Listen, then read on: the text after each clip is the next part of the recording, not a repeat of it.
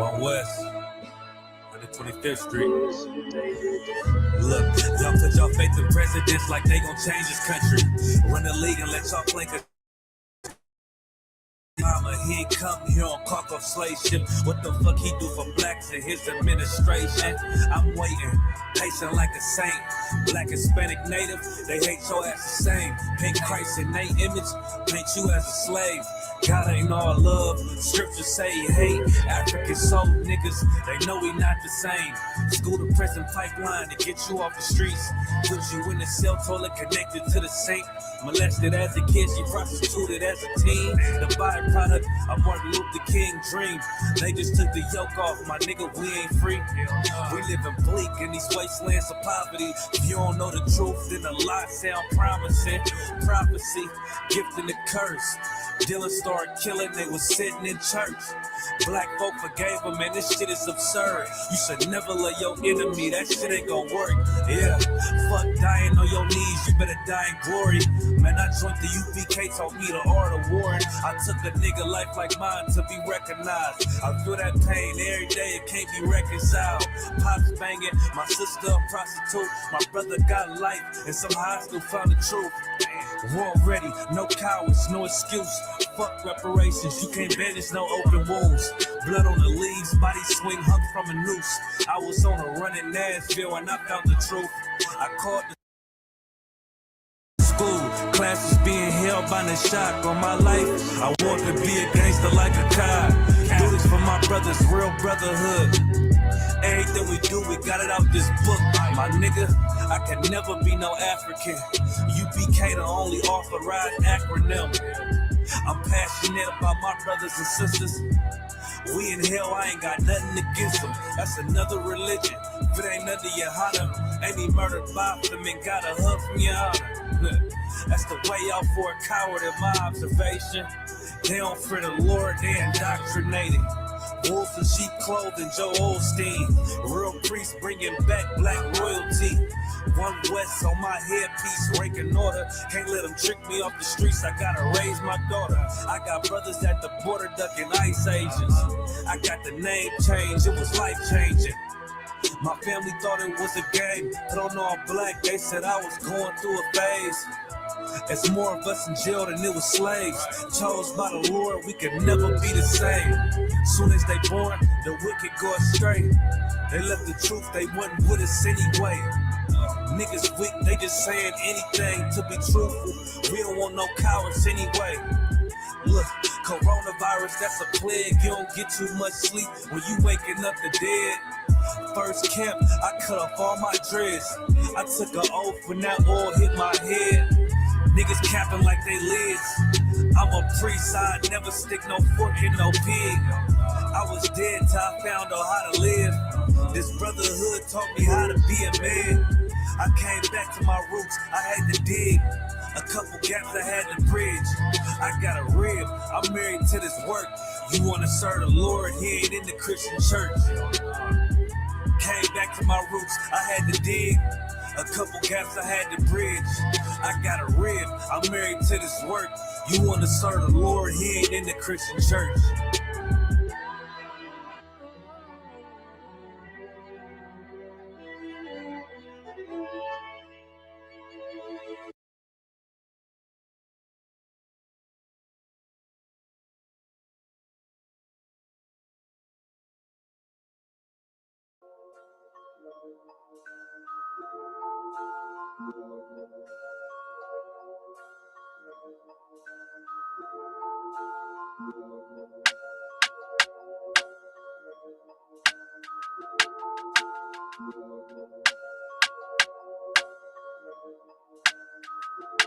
All my niggas ride for me.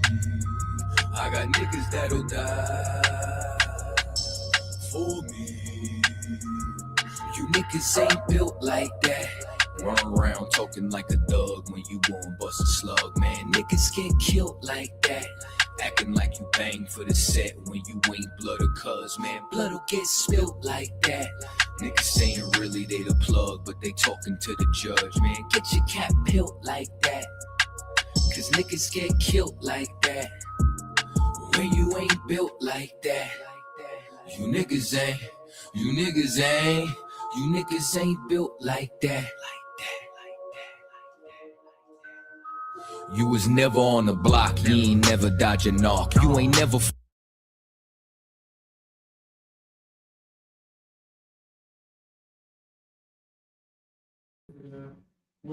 You live? Oh, well, so you could have kept it running and put us on the drum.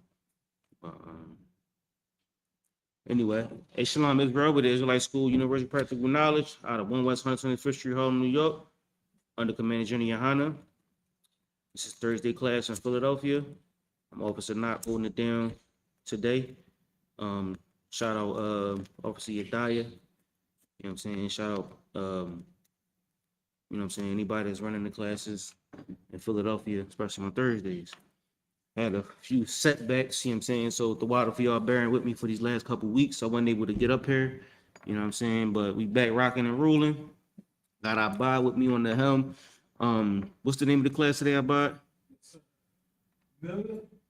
Million dollar slave, the Prelims. All right, so what I wanted to do was I wanted to and honestly the title don't really matter because it just don't. You know what I'm saying? But I wanted to really understand, I wanted people to understand the idea of slavery. Now, this all stemmed from a conversation that I was having with somebody about LeBron James coming to the city of Philadelphia, right? So when LeBron James came to the city of Philadelphia, we too up about? Yes. So when LeBron James came to the city of Philadelphia, right? Of course he's going to bring money into the city. That's a given. However, he makes the city and the people that he worked for billions of dollars, right? If I had $10 million and I gave you 100,000, how would you figure the math work? The math ain't mathing, right? Right. So if they make $10 billion and give him 1 to 2 million, it's no different. I don't think we understand how millions work versus billions. If you bring the city $1 billion and you only make 1 million, the math is off. You know what I'm saying? So granted, LeBron may be a millionaire or close to a billionaire, whatever the case may be, based off his endorsements. But what we are $1 million slaves. You know what I'm saying? So I named this class right here the preliminaries, or think like the preseasons. You know what I'm saying? Or like the bottom. I wanted to do like the bottom, the middle, or the bottom, the top, and the ending. You know what I'm saying? So I kind of wanted to do like a you know what I'm saying, a trick this type of class where it's 3 parts. You know what I'm saying? I don't want to be long-winded, but I just want y'all to get the point. You know what I'm saying? So we're gonna start with the beginning, the preliminaries, how $1 million slavery is for us as working class men. You know what I'm saying? Us is people that's, you know, everyday common folk. And then it's another, that's the game. That's the people that's like really in the neck of the enemy. You know what I'm saying? They getting $1 million and all of that. They're the $1 million slaves, but they make $1 million off of us as slaves. You dig what I'm saying? So the mentality is cyclical. And once we learn how to break it, then we can learn how to recreate it and make our own society, right? But you know, as always, the example is what we can see. The example is what we can pinpoint, something tangible or something concrete. You know what I'm saying? So that's pretty much the gist of where this whole idea come from. Bob, we got anything online? Anything popping on the internet? Not yet, sir. You know what I mean? Shout out to the one people that's watching. So I mean, first of all, we're gonna read this book right here. I'm gonna have our bot read it. This is a book by Melton Meltzer. Shout out to Cap Soccer War. When I was a pup in the truth, Cap Soccer War. Oh, that's the back. So can you put it in the camera so the people can see it? Think so. That's the front or the back? That's the front. This is the front right. Okay. So this book right here is something that Cap Soccer War read all the time. You know what I'm saying? He read this book probably every single class, right? This book was heavy to me because it really explained something that we could never really explain, like how slavery works, and you know what I'm saying, the things that we know all the time because we see it, but we can't identify it, right? So Abad, can you read from that on page 79? It's gonna be, can they hear us on the internet? Yes, sir. Yes, sir. They can hear you and they can hear me. Okay. All right, so page 79, right? Second paragraph down, you're gonna see where it says agricultural, domestic, and industrial, and then public. Those words not in that order, but something like that. You see it? Yes, sir. All right. Can you read that paragraph for me? So God, besides the domestic, the agricultural, and the industrial slave, Mm-hmm. all properly owned, there was another kind in Greece. Now, he said, besides the public, the agricultural, and the industrial slave, there was another kind of slave. Go ahead. The public slave. The public slave. Go ahead. The government of the city state brought workers to perform public services. Now, this slave or this slavery was a governor or a public of the city state, meaning it's a state or city or county job, right? There was 4 different types of slavery that this book pinpointed: the public slave, the industrial slave, the agricultural slave, and what's the last one I bought? Yes, sir. Domestic. The domestic slave, right? So now a domestic slave today would be like a CNA, right? Or somebody, not CNA, what's the one that work in the house? A home health aide, something like that. A domestic slave would be like a maid or somebody that works in the house, somebody that's working around, you know, your house, like a any type of residential work. Would be like a domestic slave, right? Somebody that's in your house, they doing any type of work for your house. Agricultural slave, of course, is people that's going outside and they work in the fields. They pulling the grapes, they pulling the you know, the oranges and anything out the fields, right? Industrial slave would be somebody that's doing plants, any type of work in the plant, right? And a public slave. Now continue reading about a public slave. The government of the city state brought workers to But it's 2 for $5 at Wawa in the county, right? Bag of chips can be more expensive in the hood. Only thing that's not expensive is what's not imported. So all of the things that's in the hood that's expensive are things that are imported. They're not supposed to be there. So if somebody's outside selling water, it's 50 cents. But when the store sells it, it's $5. You dig what I'm saying? So our mind state is to give our money up. And by giving our money up, we got to work for more. So the middle class and the lower class fund the oppressors, right? That's how they get their money, right? Now, if I could you look up the definition of slavery? Yes, sir.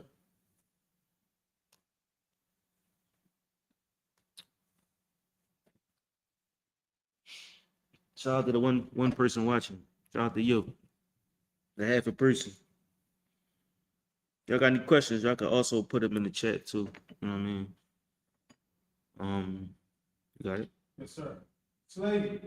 Slavery is a system in which one human being is legally owned, treated as property. Now the heavy word is legally, right? Meaning it's lawful. So when you go to work, right, you sign a contract, a legally binding contract, right? This contract binds you, and now you trade time for money. This is your legally binding contract. And I think the 8-hour John, the 8-hour, I think it was, I forget, probably like early 1800s, 1900s, where they decided the 8-hour day, 8 to sleep, 8 to work, 8 for free time. But it's not like that today, because you spend 3 hours getting to work in traffic. So really, you only get like 4 or 5 hours at the end of the day to really do what you want to do. And think about it. You work, let's say you work 10 hours a day, 8 to 10 hours a day, right? And you get 8 of sleep. You get 6 hours to yourself. That's a day. In a week, you get 2 days off. You work 5. In a year, you get 2 weeks off and you work 50 of them. It's just always a bad trade. Now, if you can't tell me that's a slavery, if you tell me it's not a slavery, you had to tell me how it's not, because you can't just walk away, because then you'll lose your job. You can't pay for the water. You can't pay for your car. You can't pay to do anything. And then you just become part of the scenery. You know what I'm saying? Like, there's no way to live in America without working. And the way to bind you is legal contract. You now called an employee. That's what you become. You know what I'm saying? So today's slavery is called an employee. It's a legally binding contract. Go ahead.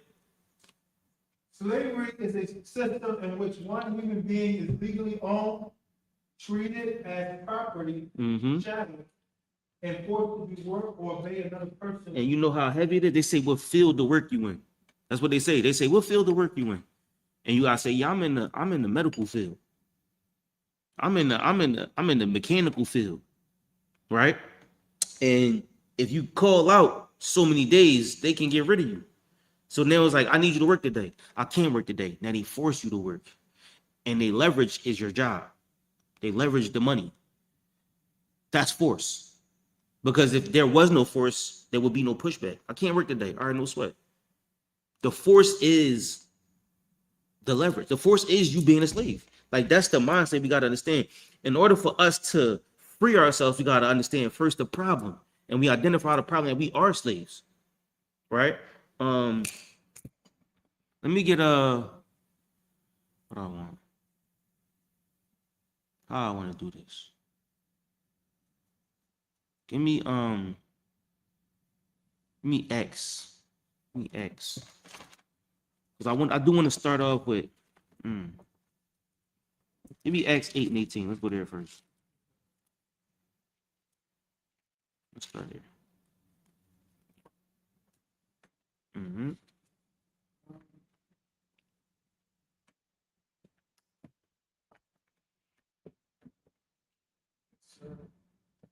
This is the book of Acts, chapter 8 and verse 18. Mm-hmm.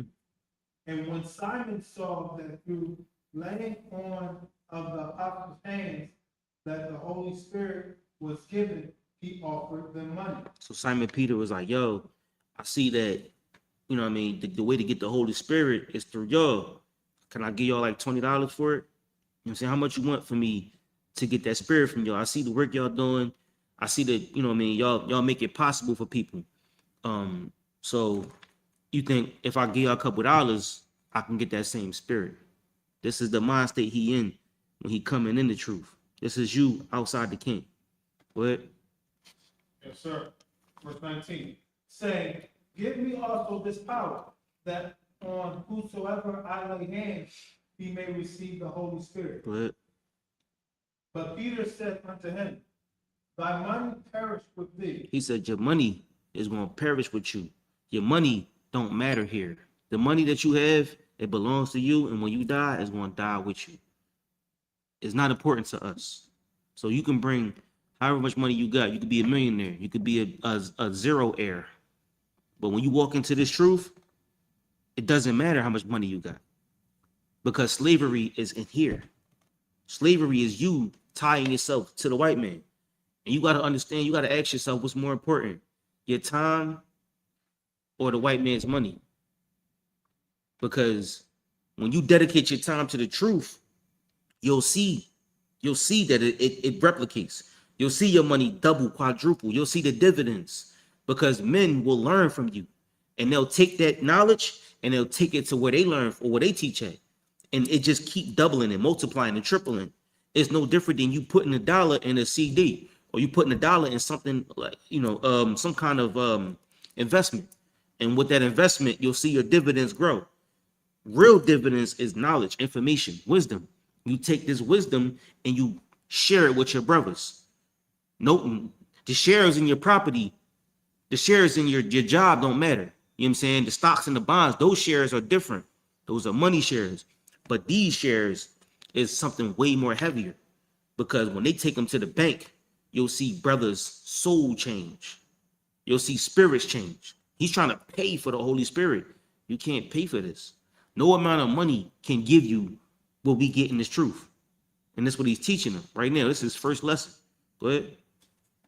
Because thou hast thought that the gift of God may be purchased with money. And I bring this out every week, and I continue to bring it out. That class or that song that Barzal had, the gift, we should have played it today. I play the music that carries the spirit of the class at the beginning. But the gift, man, he said, you got the gift. Take the gift, right? You think that you can buy the gift of God with your money. It don't work that way. You can't come in here with a whole bunch of money and think that, oh yeah, I'm going to put my money here, put my money there, and we're going to love you because you're rich. Or we're going to hate you because you're poor. It just don't work that way. You know what I'm saying? The spirit is that's the wealth in you. And that's what the Lord wants. But this brother right here, believing that his money is going to get him out of his poverty. His money is going to get him out of his hell. The spirit of the Lord ain't for sale. You can't use the money to free you. Go ahead. Verse 21. Thou hast neither part nor lot in this matter. You ain't got no part or no lot in this matter. A little bit or a lot. We use the word a lot. A lot. A lot meaning a sum or abundance. You got no little bit or a lot in this matter. Go ahead. For thy heart is not right in the sight of God. And that's what we got to understand. I think did he mention something about money? Oh, that was the last verse.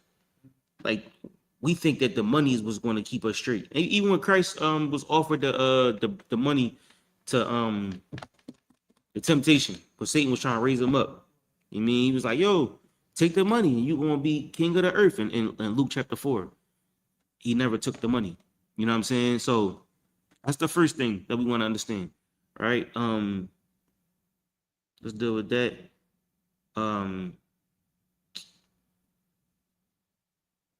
Let's go to the beginning. Give me Genesis.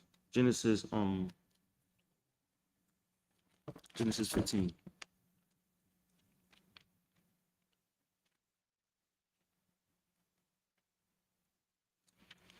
Genesis 15:9. This is Abraham.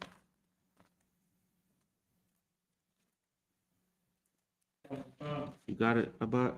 Yes, sir. All right, This good. is the book of Genesis, chapter 15, verse 9. And he said unto him, take me an heifer of 3 years old, Mm-hmm. and a she goat of 3 years old, Good.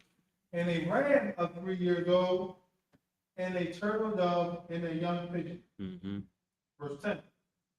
And he took unto him all these, and divided them in the midst, Mm-hmm. and laid each piece one against another. But the birds divided he not. Mm-hmm. Verse 11. And when the fowls came down upon the carcasses, Abraham drove them away. Mm-hmm. Verse 12. And when the sun was going down, a deep sleep fell upon Abraham. Now that's what you need. Deep sleep. The sun was going down. He went to sleep. Go ahead. And lo, a horror, great darkness fell upon him. A horror of great darkness fell upon him. Now, mind you, this was before he came into the truth as well, right? Now, this brother had a little bit of wealth, right? He had goats, he had rams, he put everything down, you know what I'm saying? And the birds came and started plucking at his cattle. He shooed them away. He went to sleep, and a horror came upon him. A dark nightmare came on him. What was his nightmare? Let's read it. Verse 13. And he said unto Abraham, know of a surety, No, but what? surety, What? that thy seed shall be a stranger in a land that is not theirs. Now, he said, know of a surety in this dream. For sure, your seed is going to be a stranger in a land that is not theirs. Go ahead. And shall serve them, and they shall afflict them 400 years. Now, this is Abraham. Abraham knew he was going to be in slavery. Abraham knew he was going to be in captivity. Now, the first real idea, I ain't going to say that.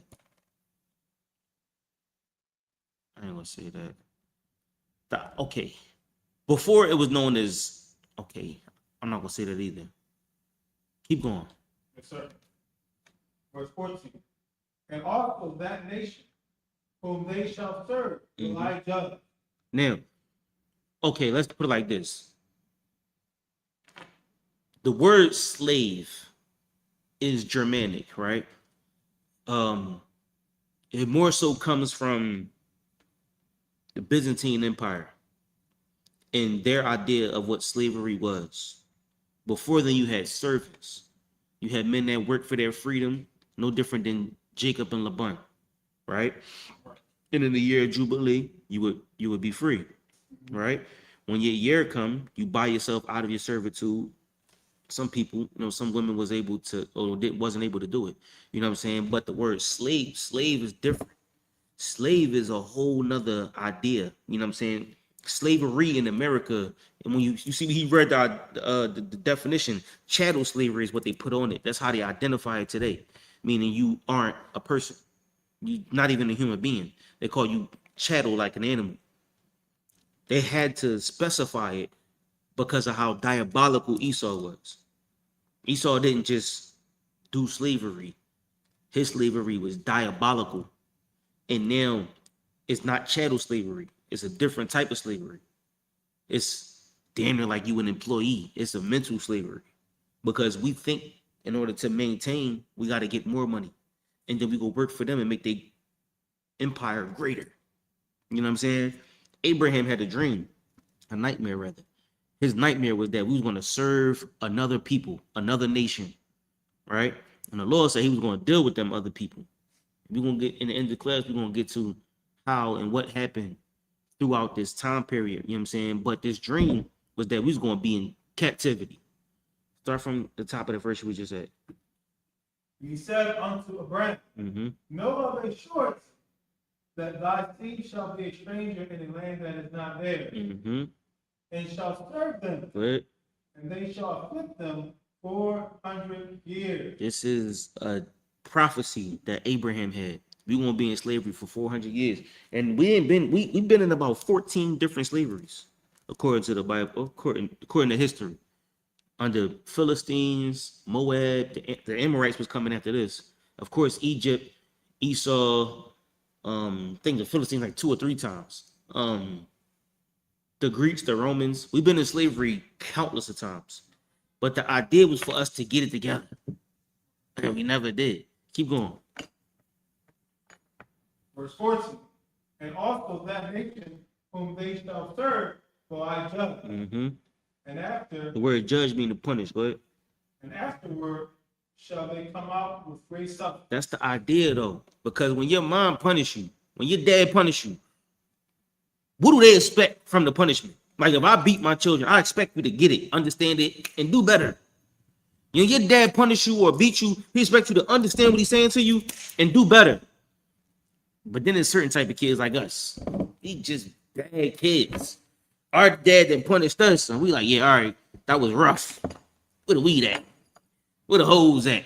You know what I'm saying? Like, our mind state is not fixing it. We don't even care about how it got like this, like how it got this way. We don't even want to know how it got this way. You tell people how it got this way, they say, oh, slavery was so long ago, it's ancient. It wasn't. It wasn't. I'm gonna tell you how close it was. My grandfather's grandfather was a slave. That's 5 generations away. So 5 generations away, we was in captivity. Meaning my grandfather's grandfather was my great-grandfather. He was the son of a slave. My grandfather was his son. My father, then me. That's 5 generations away from slavery. So now, when you see it that close, you're like, damn. It's a book by, I forget his name, but it's called Intergenerational Trauma. How you teach your children the trauma you went through, and you pass it on. So 5 generations ago, that trauma is still with us today. For instance, they had a study, like mice. You know what I'm saying? Mice would, they would traumatize them. Boom. And their children wouldn't go to where it was that part. And their children's children wouldn't go to that thing either. They learned. They have intergenerational trauma. So down to 4 generations, it would not touch whatever that was. The shocking thing or whatever it was. We know and we teach our offspring the trauma that we went through. That's what slavery did to us. So for so many years, we just taught it to each other. And we didn't even know how much damage it did to us. So slavery ain't a long time ago. But the kids think it's so long ago because of these phones. Like slavery ended less than 20 years ago. Less than 20 years ago. Honestly. But he had this dream that he was going to go into captivity. He was going to serve another people. But the Lord said he was going to judge him. And when we come out of this affliction, we're supposed to be better. We didn't do that. We came out of Egypt and we got worse. We wanted to go back to Egypt. He brought out 2 people, Jacob and Caleb. and was like, yo, I'm gonna just take these two people. Jacob and Caleb put the kingdom together. They put the nation together. They went in Jacob, Joseph, what's his name? Joshua and Caleb. They went and scoped. They got Manasseh. They got all these different lands. They put the map that we know together. The land of Judah, Simeon. They put it together. They went and, you know, I don't say it on the internet, but they, you know, they unalived some people to go get that land by hook or crook. Now they didn't do it on purpose. They just, you know, we're gonna rumble. If you're not giving it up, it's mine. You know what I'm saying? You gonna have to take that. You know what I'm saying? So as they put together this nation, it says in Judges, and Ammon came into Israel and they grew great among us, and we went into captivity under them. And you know what I'm saying? We just let them in and kept letting them in, and they kept taking over. And once they take over, we become servants. We are no longer the top class, we become bottom class, right? And I wanted to pull Israel homeborn slave, but you already got that scripture. Keep going, and that's what you got. Sir.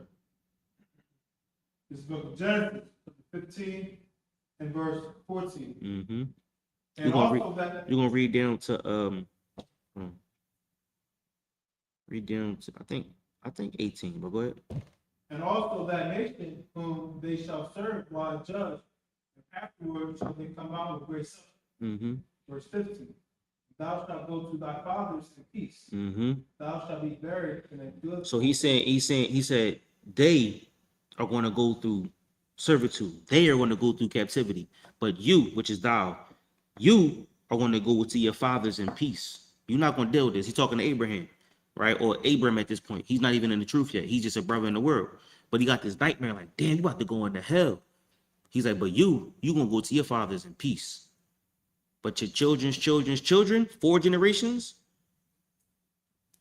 mind you, we just talked about 5 generations ago. 4 generations from now, they gonna be in hell. Keep going. 16. But in the 4th generation, they shall come hither again. Mm-hmm. For the iniquity of the Amorites is not yet full. Go ahead. Verse 17. And it came to pass that when the sun went down and it was dark, behold, a smoking furnace and a burning lamp that passed between those pieces. Mm-hmm. Verse 18. And the same day the Lord made a covenant with Abraham, saying, Mm-hmm. Unto thy seed have I given this land, Mm-hmm. from the river of Egypt unto the great river, the river of Euphrates. Now that was I think the Garden of Eden, like a beautiful neighborhood. Like that was our heaven, right? The Garden of Eden was like Santa Monica, just so we know, like a beautiful neighborhood. Or if you live in Philly, like Westchester, you know what I'm saying? Like out there, you know what I'm saying? Where you could run around and be a part of the great outdoors, like the Poconos. Like that's our land. It's ours. The Garden of Eden was huge. It was given to us. It was our land. We left that to go to North Philly. You know what I'm saying? Like when you think about the Garden of Eden, like a beautiful neighborhood, and you leave it to go to the hood, it's like, why would you even do that? But you wanted to go down to the neighborhood because they, you know, the woman is faster. The drugs are more potent. You know what I'm saying? The life is quicker. You know what I'm saying? You gotta think when you were a kid how you wanted to live life. We wanted to get the most high. We wanted to get the most drunk. We wanted to be with the most gangsterous people. Like being a gangster is like overrated. You know what I'm saying? Because the most hardest nigga get taken out. You know what I'm saying? But that's the way we wanted to live. We wanted to be a part of them. And so we lost what was ours to be a part of them. So let's get off of that. Give me First Maccabees 3 and 41. So he had this dream that we was going to be slaves. And it happened for sure. And it didn't happen once, it happened time and time and time again. So I forget what scripture it is, but they had to ask, like, are we homeborn slaves? Like, are we comfortable being this way? Be comfortable going to work in the morning? I know you're not, but you do it. You comfortable wake up in the morning, 7 o'clock, 6 o'clock, 5 o'clock, hit that alarm, put your feet on the floor, brush your teeth, you know, kiss your wife or your husband or your kids and go to work in the morning. Like, we have to ask ourselves, are we meant to do this? Like, is this what life is? Like, what's the meaning of life? Is it to wake up in the morning and go to work every day? Because that's what we do. We go make them Fortune 500s. We're gonna make them billions of dollars, millions of dollars. And we come home with our little couple thousand, couple hundred, buy a bottle, turn up, and then we do it again on Monday. But it's comfortable to us, it's normal to us. And so we do it every week in perpetuity until we 80, 60, 50 years old. And then when the time comes, we think about what we did with our life. We ain't do nothing. We ain't do shit. Because we think that our slavery is regular. Read what you got. This is the book of First Maccabees, chapter 3 and verse 21. Mm-hmm. But we fight for our lives and our laws. Mm-hmm. Verse 22. Wherefore the Lord himself will overthrow them before our face. 41. Isn't it? 3 and 41. Oh, this is the book of Maccabees 3 and verse 41. Mm-hmm. And the merchants of the country, hearing the fame of them, took silver and gold very much, So he had a lot of silver and a lot of gold. Go ahead. with servants, Mm-hmm. and came into the camp to buy the children of Israel for slaves. Abide. Abide. When I read that scripture, like, that's sad. You know what I'm saying? Like, and that's what we do this for. Read that one more time. Maybe you didn't hear it how I heard it. Read it one more time. And the merchants of the country, hearing the fame of them, took silver and gold very much, Mm-hmm. with servants, Mm-hmm. and came into the camp to buy the children of Israel for slaves.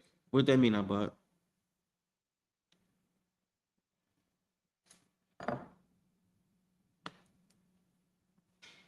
Yes, sir.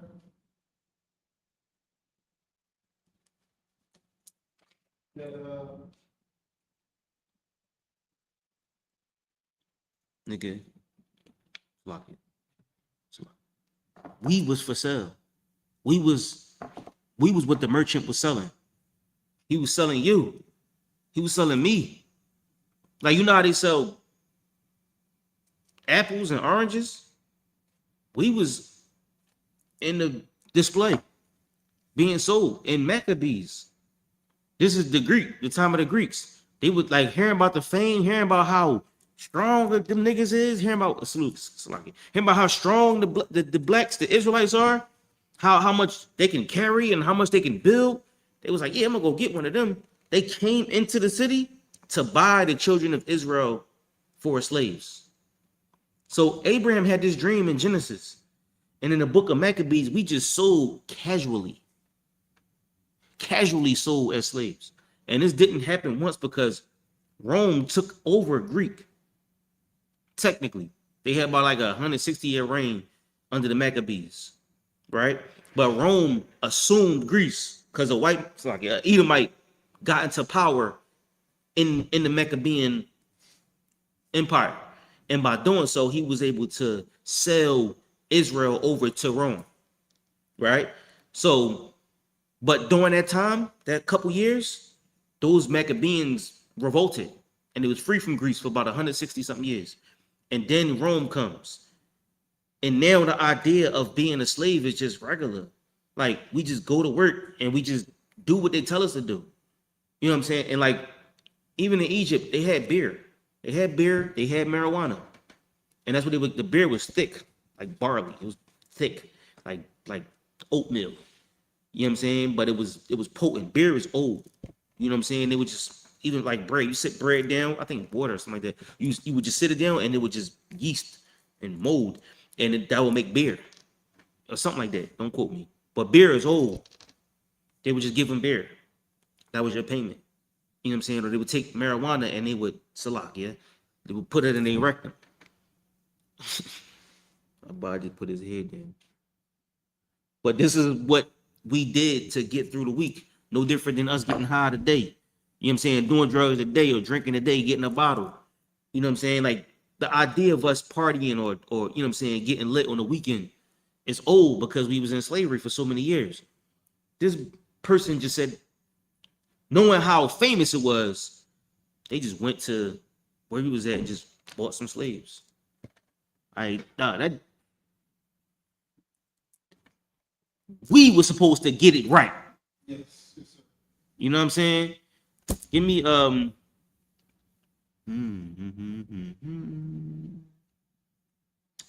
give me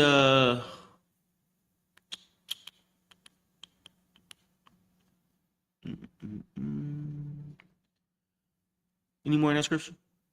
Yes, sir. Go ahead.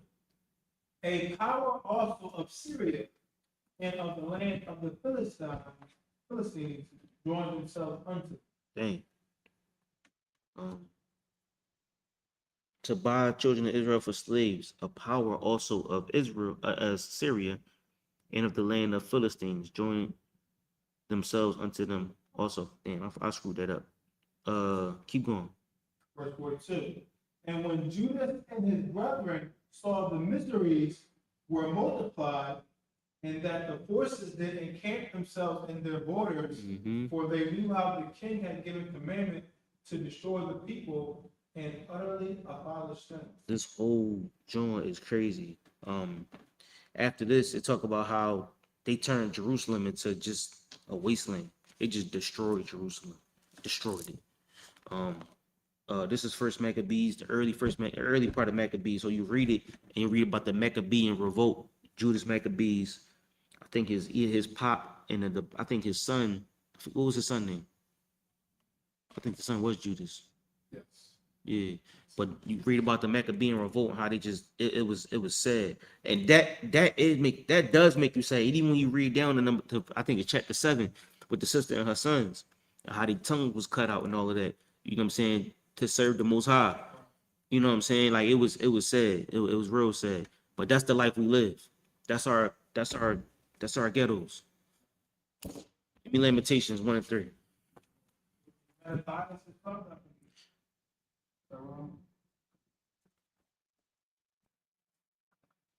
No, that don't sound right.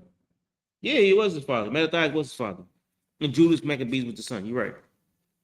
What am I thinking? No, I'm thinking, who was the brother in Esdras? Who was the brother in Esther?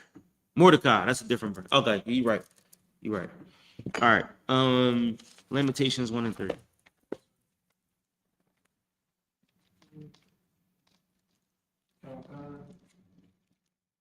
This is the book of Lamentations, chapter 1. Well, let me get there with you. Here we go.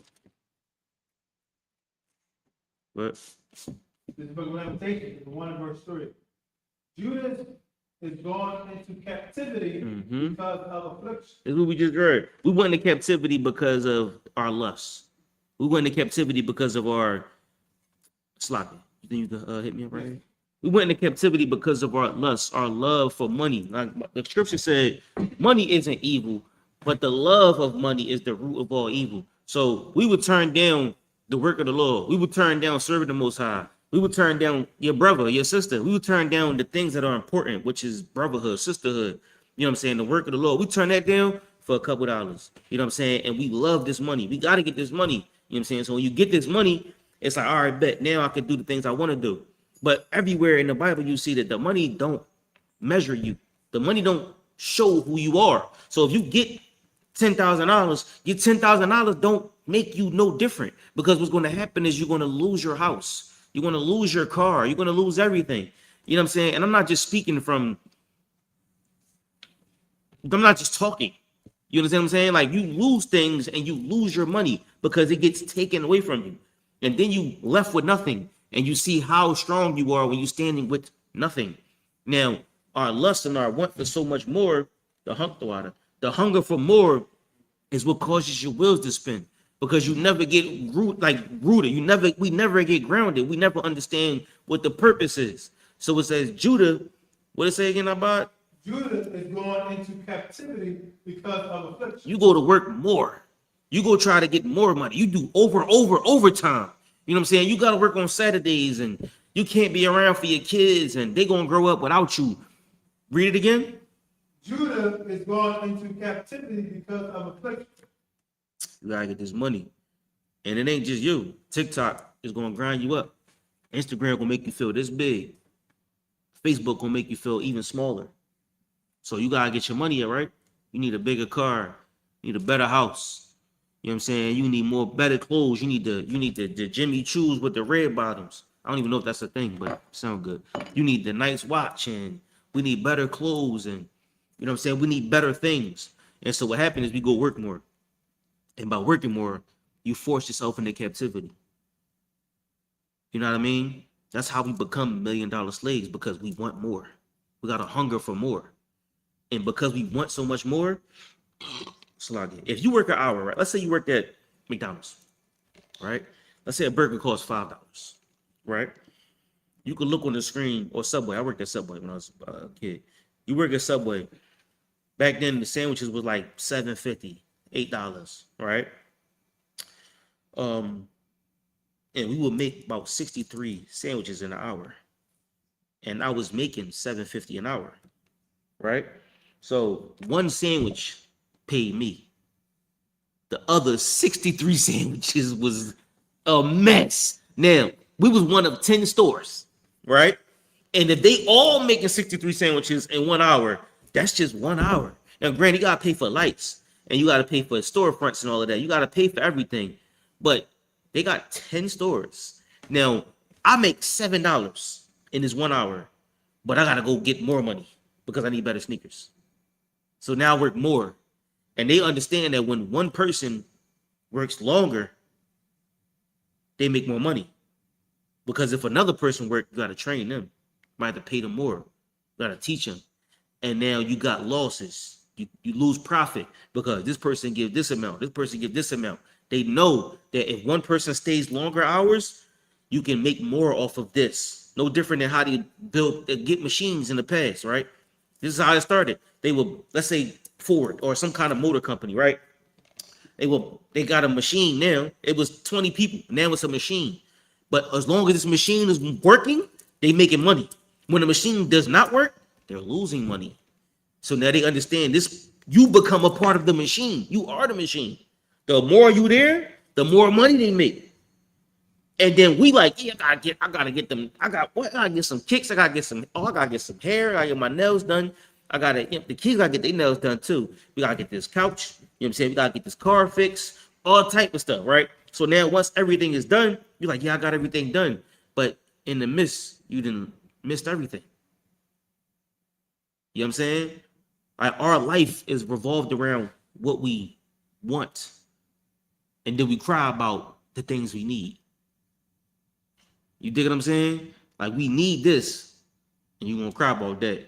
But you want your nails done, you're gonna get that. You dig what I'm saying? Like, we go into captivity because of our afflictions, because of what cripples us. Read it one more time. Judah is going into captivity because of affliction. Mm-hmm. And because of great servitude. Because of great servitude. Like, we're not just servants. We're great servants. Why? Because we got to get our hair done. We got to get our nails done.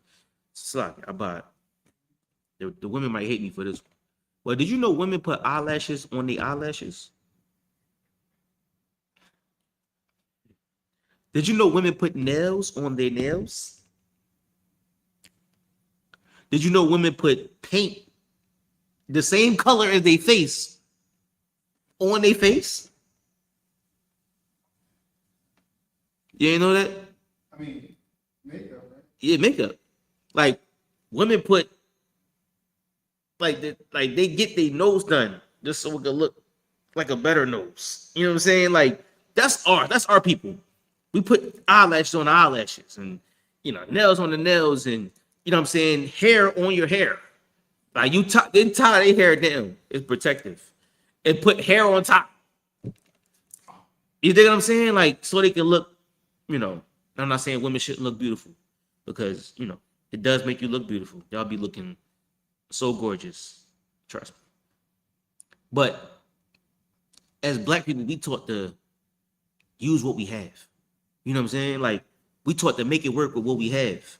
Like what they said on Friday, he was like, it's not enough. She was like, make it enough. You know what I'm saying? Like, that's what we taught to do. So if you ain't got enough hair, make it enough to save you some money. And you ain't got to go into captivity, because if it ain't you, it's the man. You know what I'm saying? Or vice versa. Read it one more time. Yes, sir. Judah is going into captivity because of affliction. Mm-hmm. Because of great servitude. Go ahead. She dwelleth among the heathen. Mm-hmm. She findeth no rest. That's us, man. Like, we go into captivity because of what we like, what we want. And among the heathen, we find no rest. We wake up in the morning, done. We come home, done. Our kids see us. They be like, come on, come play with us. Oh, not right now. I'm tired. Come on, I want you to come read this with me. I can't. I'm tired. Come on, can you come color with me? Not right now. I'm tired. And your kids grow up, and you like, damn, where the time go? It went into your slavery. Or your wife, like, yo, come on, I want you to go do that with me. And we never get a chance to go do it with them because we spend all that time working. We spend all that time in our slavery. And so now when you look up, time is gone. Time has passed you by. And the next thing you look at is, where did it go? But we wasted it. We gave it to the white, we gave it to Esau. We gave it to our oppressor. You know what I mean? And that's where our problems come in at. Great servitude is what we give our oppressor. What's up, little sis? Little crazy. You got some chips? You got a big box of chips too. Dang, gotta get some chips. Let me get what you got in that box. What you got in that box? Oh, you got some. Can I get some of them sour cream and onion chips? Oh no, let me get these. When you open them up, can I get these honey cheese curls? Can I get some of these? Oh, you got that might be for the cookout. That's for the cookout. Yo, when you open that box, I get some of them honey cheese curls. Yeah, if I could, I appreciate it. You know what I mean? So whoever that is, shout out to you. So it say is Judah a homeborn slave? We going into captivity because of our afflictions, because of the things that we want, because of the lifestyle that we want to live, because of Instagram and Facebook posts, and you know what I'm saying, who's driving the best car and keeping up with the Joneses. And you go in the house and you don't just like the house. Still out of it. I appreciate it. You go in the house, you don't just like the house. You want to get a brand new kitchen because this ain't enough. You want to get a brand new stove because this ain't enough. We get a brand new fridge because this ain't enough. Everything got to be up to par with how we want to live. And by doing so, you keep the bills coming in. We stay working. And next thing you know, you signing a 30-year mortgage that now take you 50 years to pay off because you didn't put $50,000 of crap into your house. You know what I'm saying? Like, we go into captivity because of our afflictions. We stay in hell because of the things we want. And the only way to fix it is to learn how to go the other way. Now, here's the spin on it, right? Let me see how many people up here. All right, so boom, here you go. You get a loan. Let's say you get a loan for $200, right? The loan is 10% on $200 for 2 years. So mean every month you pay another $10 per, give or take, on your loan. So they loan you $200, and you're going to pay back the $200 plus the 10% for the 2 years. So by the time the loan is done, you'll wind up paying $400. That's how they make their money. Now, if you get your loan and pay them up front, the investors never make money. Now, I want you to know that. They can't loan you money. I'll buy this back, y'all. I had to go until I buy it came back, right? So when they loan you the money, they bank on you not paying more on the principal. So now when you pay the loan with the interest, you pay the investor, right? And so now when we get so many loans, we can't pay so much. So many credit cards, we can't pay so much. So now we wind up paying the interest, the max interest.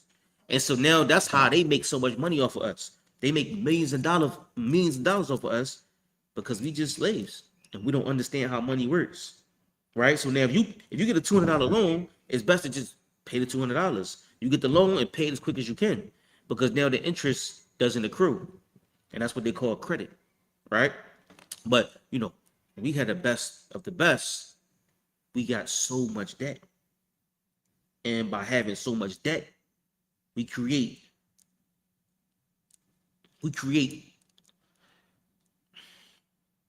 it's like you put yourself in captivity.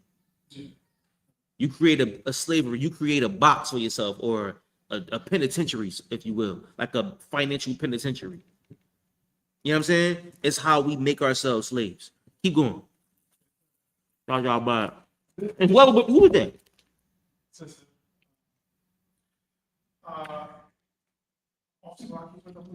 Shout out to Malaki and his red. Shout out to Locke and his red. What? What? This is the book of Lamentation, chapter 1 and verse 3.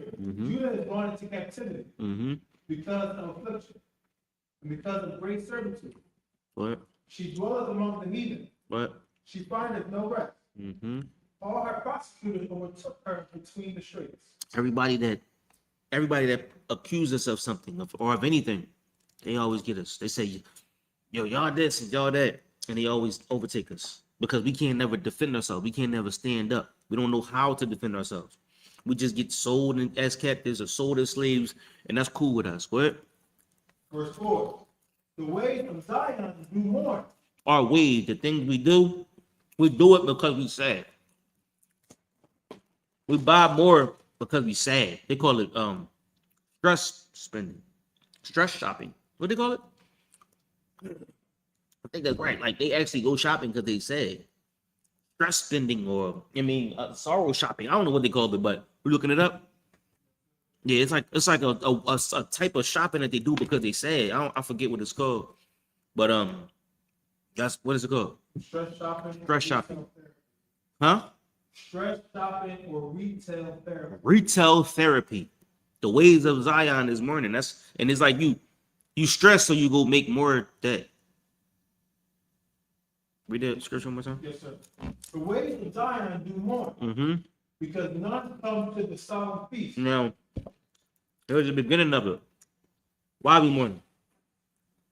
Because we got a Day of Atonement. Right. And we don't partake in that Day of Atonement. Right? That's yours. That they don't belong to nobody but you. But we don't do it. We got the Feast of YAHANNA here at the school, and nobody comes. You know what they do? They go see the fireworks on July 4th. Everybody. The whole city of Philadelphia is downtown watching the fireworks on July 4th. What's coming up next? Christmas or whatever. The whole city of Philadelphia is celebrating Christmas. Nobody's here. Nobody's celebrating the Feast of Tabernacles. We gave up our solemn assemblies. We gave up our way of life because we like theirs. Right? We go into captivity because we think their way of life is better. Their houses are better. Their cars are better. Their watches are better. Their jobs are better. So we go into their job. Their restaurant is better. Martin Luther King took spit in his burger. They spit in his burger. They spit in it. Or whatever it was in Greensboro. They spit in their food and they ate it. Because they didn't want to eat at the black one.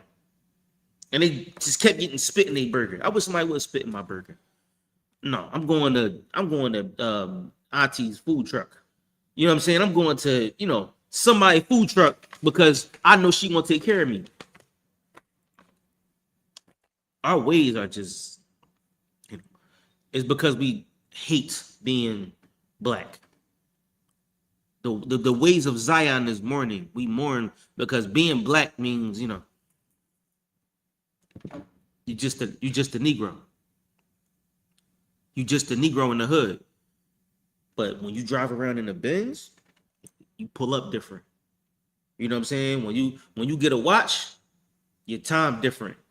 It's a lot, y'all, but you think what I'm saying? Like when you get the Jimmy Choos with the red bottoms, you walk different. You know what I'm saying? You gotta come through with the nice clothes on because they're gonna respect you. Your chain gotta be bigger. They're gonna respect you because they see your money and your outerwear. Like that's the way we think. And that's how we keep ourselves in captivity. That's why it's the beginning, it's the bottom.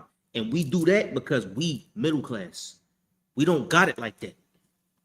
So now we got to make ourselves feel better. We got to make ourselves look like we like them. And by doing so, we got larger bills.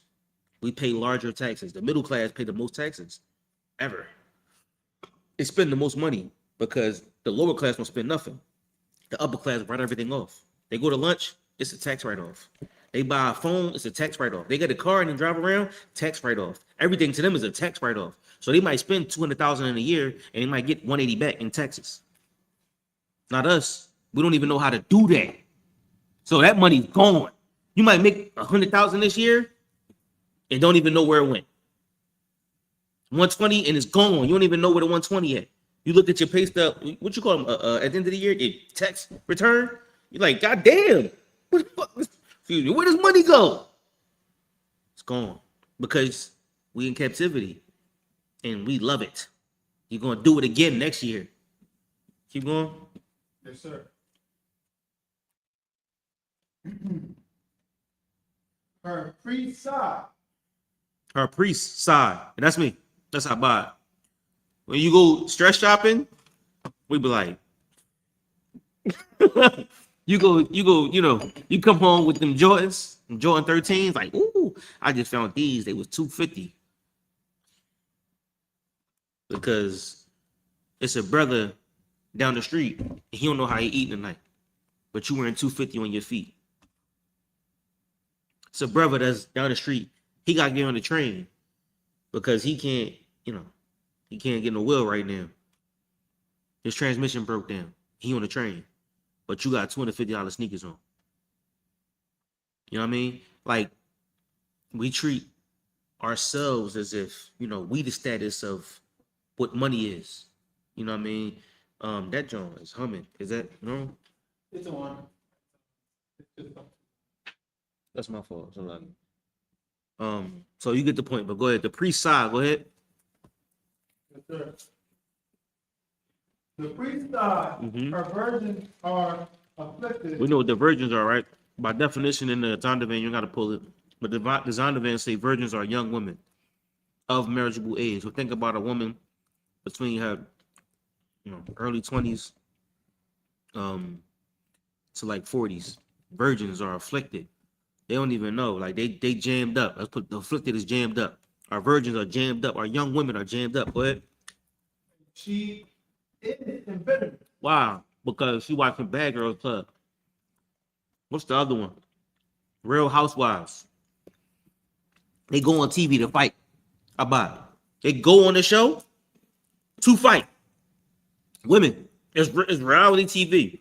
Which from the beginning, I think the first one was like called Big Brother. That was probably the first reality TV show, right? I believe so. Don't quote me on it. But they put cameras in every room and they designed it to where you can't have privacy. They will make you have to walk into a space where there's cameras and stuff like that. They make you interact. And those interactions are caught on camera. And then the only place you get privacy at is when you talk to the people. That's the only place. So you can't even reflect. Your time of reflection is on camera when you're all watching you. They know what they was doing. Big Brother, what's the name of the show I just said?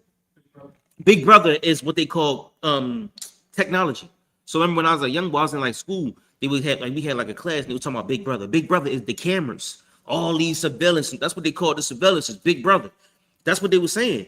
This is the surveillance age. So now when we get to reality TV, they got women running around on Housewives. They just running around beating each other up. Well, I don't know about that one, but it's a show that they really just fight, right? They teach our women. That's the people that teach our women. Housewives of Atlanta, you turn it on, and it immediately gives me a headache. I know they women, they're gonna be women, but Jesus Christ, you know what I'm saying? Like the arguing, the bickering, that's the women teaching our women, because Mama and them ain't teaching them. Big Mama ain't teaching them. She probably like them girls. They don't want to learn. So who's teaching the women? The women don't want to learn from the men. The men shout out. Who's teaching these people? Where are we learning from? Women bitter. So what happened with the men? The men get bitter.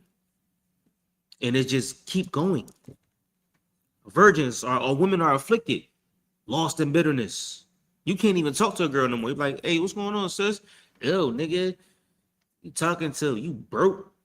That nut ass what? Oh, excuse me. You know what I'm saying? Like the way they talk to you was like, oh, all right. So now you gonna grind them up. Like, yo, who you talking to? And it's on. Now y'all just like this. Like what? You know what I'm saying? Now y'all throwing drinks in each other's face. The encounter isn't about like, you know, in the 70s you would sing they would sing 50, they would sing to women. You know them old songs? They'd be like, I might be like, they pull up 7 Deep, they be like, Regina. You know what I'm saying? They would sing to them. Not no more. Not no more. When they talk to these women today, it's a whole different song. You know what I'm saying? Bitterness. Go ahead. Yes, sir. Verse 5. Her adversaries are the chief. Mm-hmm. Her enemies prosper. Judah's adversaries, right, are the men in charge. So now, Abad tells you to stop smoking. Now, Abad is your enemy. He's your adversary. Quad does not tell you stop smoking, stop getting high. He's your enemy now. Nakara tell you stop being a chomo, a person that assaults children. And the car is now your enemy. You know what I'm saying? We tell you get right. We tell the sisters get right. Stop doing all that. And now I become your enemy. Your adversaries are the chiefs. Go ahead. Her enemies prosper. And by doing so, we can't tell you what's right or what's wrong. So like these chips are amazing. We can't tell you how to do right because you love doing wrong. And by doing wrong, you're gonna get more high. You're gonna get more drunk. You're gonna get more locked up. The lawyer's gonna make more money. The judge gonna make more money. The jail's gonna make more money. The drug dealers make more money. Rick Chow, which is the one that, you know what I mean, unalived that boy, the brother, he gonna still make money. Cause you still can go get your bundles. You know what I'm saying? Our enemies are going to prosper because you make them. We make them. We make them prosper because we hate what's right. Go ahead. For the Lord has afflicted her for the multitude of her transgressions. The Lord afflicted us because we love sinning.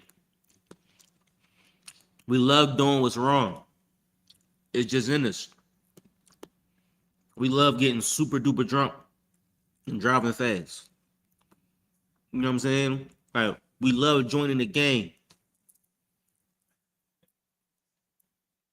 And sometimes you ain't got no choice. You know what I'm saying? Like the way of life, it's like a death style. I mean, we fast to die. We love to sin. We get super high, super drunk. You know what I'm saying? And that's because the slaveries we work or the life we live. It's just it's self-medicating. You know what I'm saying? We can't get past the hell that we in. So what we do? We try to die. That's the way to look at it. It's like, all right, but I'm gonna just get more drunk.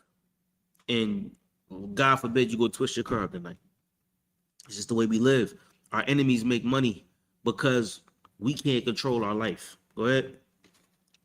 Let me know when I'm getting close to time because I do want to get to the point. I'm bringing out the problem, but I do got the solution. But let me know when we get close to time. Go ahead.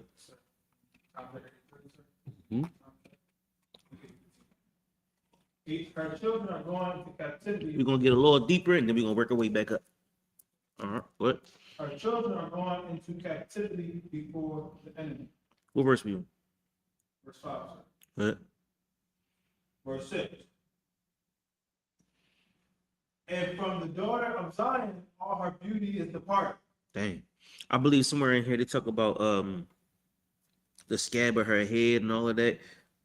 This really break down the sisters. This breakdown is really like it's a metaphor for Israel being a woman, but it really just shows how distressed a woman can be in Israel. This whole breakdown is heavy. If y'all want to, we could do a Soul Sisters breakdown up here. I'll go back into Soul Sisters, and then we could just do the whole John on this, you know, on the sisters. But this is a definite breakdown for them. So give me Baruch 4 and 6. If y'all got any questions on that, y'all want to keep going, just type it in the chat. I'm about to get y'all straight. Baruch 4 and 1. 4 and 6. It's a lot.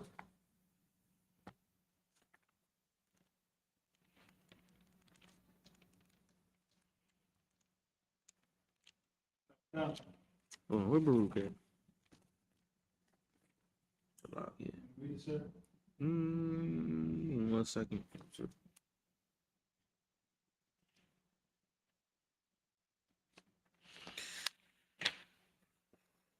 But This is the book of Baruch, 4, verse 6.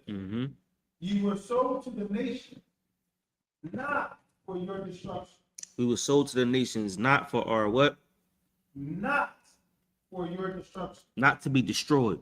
We're not put here to be destroyed. We're not put here to destroy your mind. A lot of times we work hard, we work so hard, like we can't even remember stuff. You know what I'm saying? I know I do it. I'm talking about myself. This is a confession at this point. You know what I'm saying? I ain't working so hard. I be like, I put my cup down to get my phone, pick my phone up. Like, what the hell was I about to do? And I'm like, you know what? Let me get this joint. I'll put this here, and then I'm like, hold on, my cup. And I'm like, I'm about to call somebody, and I'm like, hold on. And then I'm like, oh, he was reading. Like, we destroy ourselves because we don't get no sleep. You know what I'm saying? Like, we so deep into the work, we so caught up in our lifestyles that we don't even take time to nap. That's what the last scripture talking about. We don't even take time to take a nap. When the last time you took a nap? Today. Oh, shout out, bud.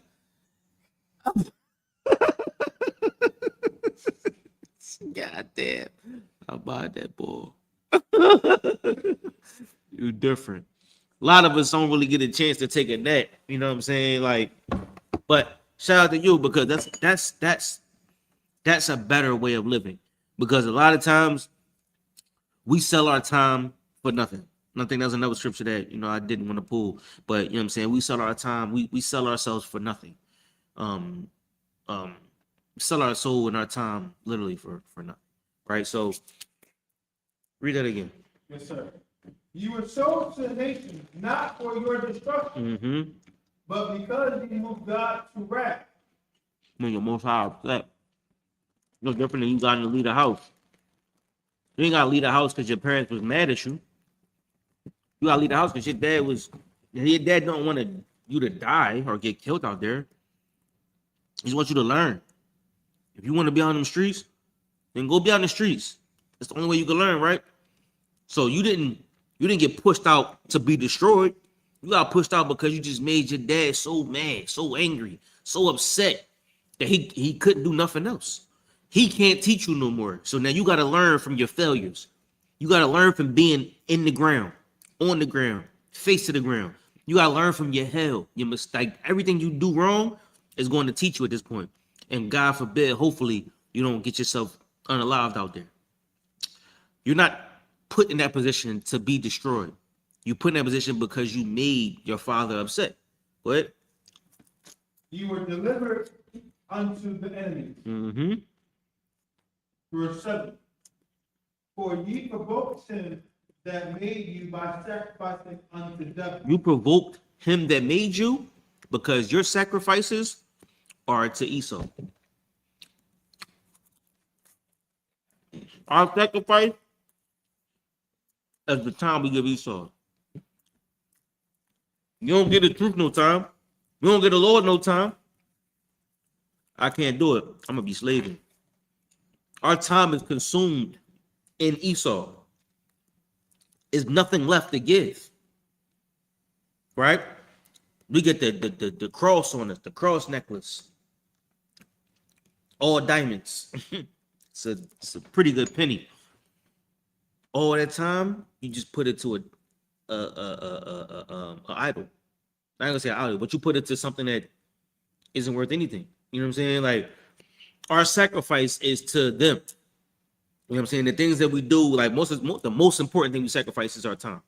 That's why I keep bringing time up. You know what I'm saying? But also you sacrifice your money. Our money goes to them because you trade your time for money and you trade your money back to them. So what do you have at the end? You know what I'm saying? Like, we take the time from our family. Like, that's what the people that love you the most, what they need from you is time. That's why y'all have problems, because they don't get enough time. And then you trade your time for money and then waste the money. So if you're not going to give them time, at least give them the money. If you're not going to get the truth time, at least get the truth the money. But no, we sacrifice all of it to devils. We give it all away. And then we go back to work on Monday and do it again. That's the beginning of it. That's the preliminary. That's the prelims. That's how we start. And then one day you might make it big. You might blow up and be a big star, a superstar. And now we in the game. You $1 million slave. And all they want you to do is sell their lifestyle, also known as content. You sell their idea of what music should be. Getting high music. Music that unalives another brother, right?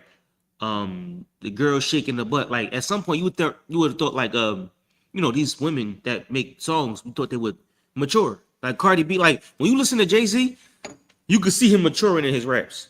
He used to, sell dope. Now he talking about, I'm mafioso, I'm mafioso. He can see him maturing. When do Cardi B mature? Like when is she going to talk about grown people stuff? When is Nicki Minaj like mature in her raps and talk about what's grown people going through? You know what I'm saying? Like even Meek, you can see Meek maturing in his rap. At the beginning, he was talking about dreams and nightmares. Now at least he's talking about nightmares and dreams. He trying to change change it to something. But Cardi B and them, they just, they continue to push the narrative that they were sold, which is how to make us more destroyed. Right? I forget the point, but keep reading where you was at. Sir. Verse 7. For ye provoked him that made you by sacrificing unto devils. We provoked the Most High by sacrificing the devil, but and not to God. Not to the Most High. Like we don't sacrifice. You don't put that same brick or that same effort here. Like, you know what I'm saying? You go to work yourself to death, and don't come to class. Why? Because you tired, right? We too tired. We can't make it today. I ain't gonna make it to class, and I'm too tired. But you sacrifice all them hours to the white man, to our oppressor. All them hours, you gave it to them. You can't come here for 2? You can't come here for 50 minutes? It's just too much, right? I understand. You know what I'm saying? It's too much. Saturday is too much. You can't get the Most High one day, but you gave Esau 5. One day is too much. I understand. We sacrifice all of that to our oppressor, all of it to the devil, and we can't get the Most High one day. You know what I'm saying? Keep going. You have forgotten the everlasting God Mm-hmm. that brought you up. You got the one that raised you up. You got the one that gave you that name. When you take the Lord's name in vain, you put your hands on Mahajah Shabbat, that oil on your head, you take the Lord's name, he give it to you. Don't take it in vain. He the one that brought you up. He the one that raised you up. The Most High raised you up, gave you that name, brought you in the school, brought you out the world. And now you can't even sacrifice a day, a couple hours. You know what I'm saying? We learn in the world that ain't no God. You know what I'm saying? Our God is green with a Edomite face on it. Our God is green with some that we roll up in the blunt. I don't know if I can say that. Our God is white in a little baggie and they snort it or smoke it. Or our God looks like ice and they just get high on it. Our gods are the things we serve in the world. That's more important than the everlasting God. Because once you get done with this God, whatever that God you just had, it's gone. You got to go get more. It ain't everlasting. The feeling ain't even everlasting. We trade ourselves, our sanity, in to the devils, to the oppressor, right?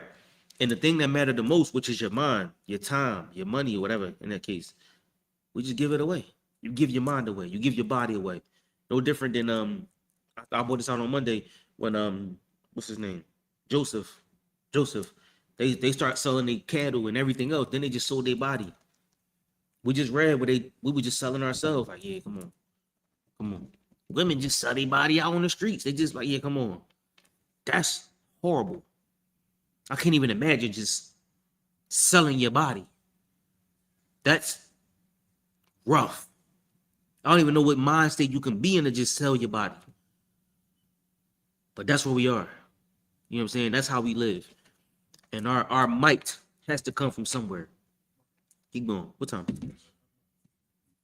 What's on Christ? What? No, God, verse 8, ye have forgotten the everlasting God that brought you up. Mm-hmm. And ye have grieved Jerusalem that nursed you. You had what? And ye have grieved Jerusalem that nursed you. We made this land stink. We made our homeland stink.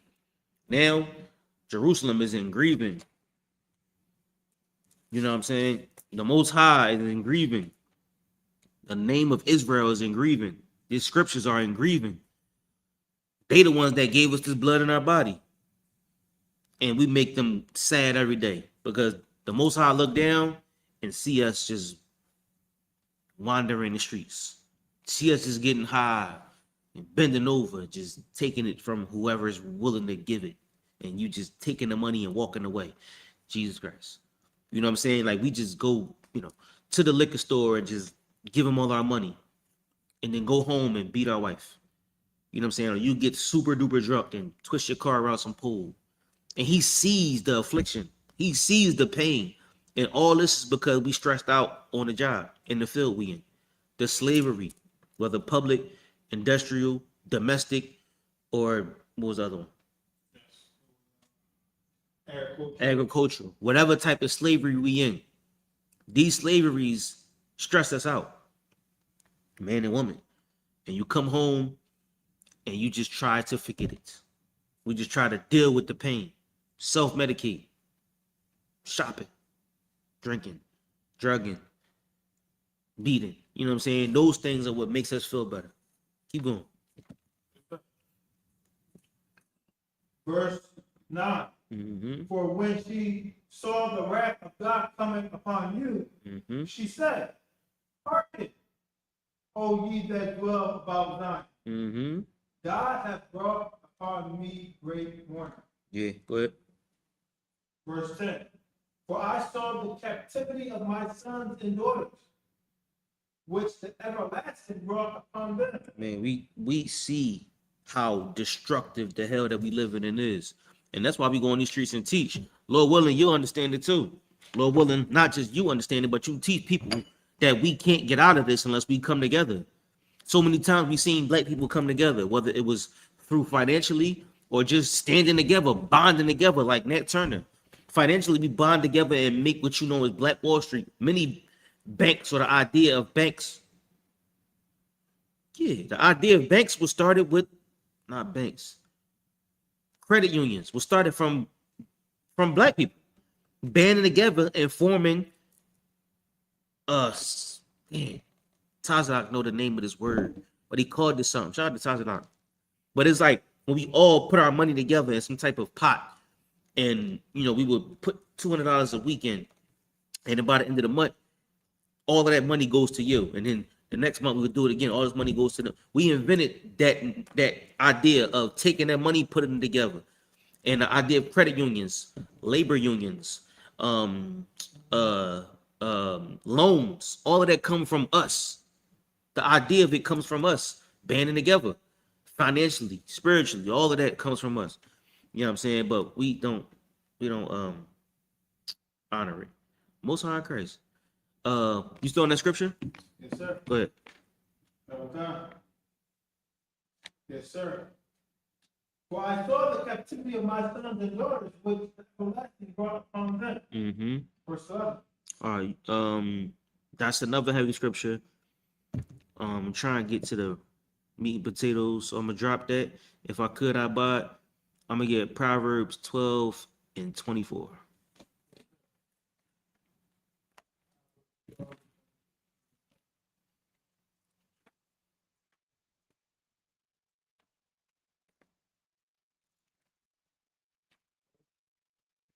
This is the book of Proverbs, chapter 12, verse 24. Hold on 1 second. Let me get that with you.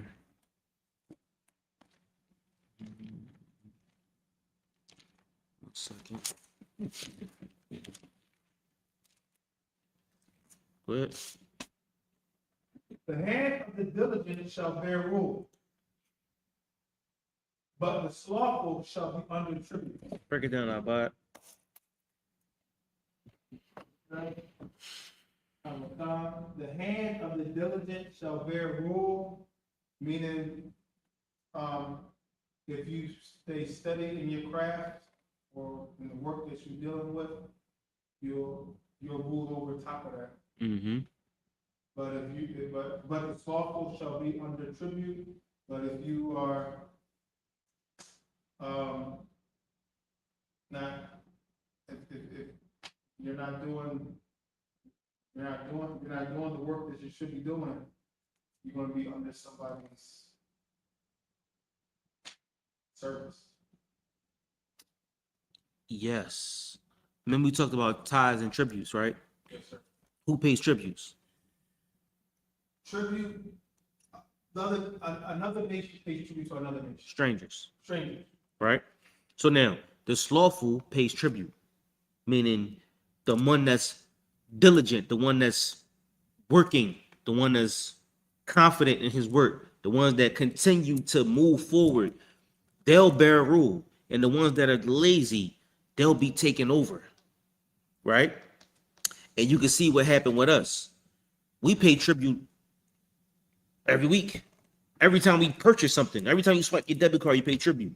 Every time you get a check, you pay tribute. Any taxes you pay is tribute. Sales tax, we pay tribute on sugar. Sugar tribute. We pay taxes, property tribute. We pay school tribute. There's 20 tributes we pay. We pay so many tributes. Why? Because we're lazy. We're lazy. We don't want to do what it takes to run a nation. We don't want to do what it takes to make America. Because if we make America, America would be great. But we don't even know what it takes to make something like this. Because we so used to just being comfortable being walked over. Right? Slavery isn't a choice, like what Kanye said, but it is a mind state. And we got to get out of this mind state by becoming somebody that's not lazy. Becoming somebody who don't just work. When you take them couple dollars, like for instance, Kanye wanted to buy himself out of his debt, buy himself out of his contract, but they wouldn't tell him the number because they know he can buy it. So his slave masters, I don't know if we can say that, but his slave masters just kept it a secret because when in secrecy, they can win. So he took his contract and put it on the internet, all 100 pages, and just blew it up. So he's trying to buy himself out of his contract, and they won't let him. But he's diligent. He's not going to give up. And they know that. He can be the one to win. Not saying him, not Kanye in general, but somebody that's like that. Because the person that just lays like, yeah, whatever, you'll never get it. But when you work hard, you keep pushing and pushing, that's when you can see something. You can see fruit. But we comfortable, going to work on Monday and just working 8 hours, come home, spend 2 hours with your folks, whatever, 2 hours cooking, and then go to sleep and do it all over again. We got to get out of that. It's a way out of it. It's absolutely a way out of it. The same way they put us in it. Should I tell them? I'll tell you at the class. All right, we can talk about it at the class. The same way they put us in it is the way out of it. The exact same way. I'm going to just give y'all a hint and start with redlining. Start there. All right? Keep going. The hand of the diligent shall bear rule, but the slothful shall be under tribute. Verse 25. Now, we just can't be comfortable with America.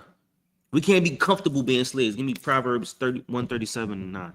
We can't just be comfortable being slaves. We can't be comfortable living in this hell. And just saying that it's cool. It's just saying that, you know what I'm saying?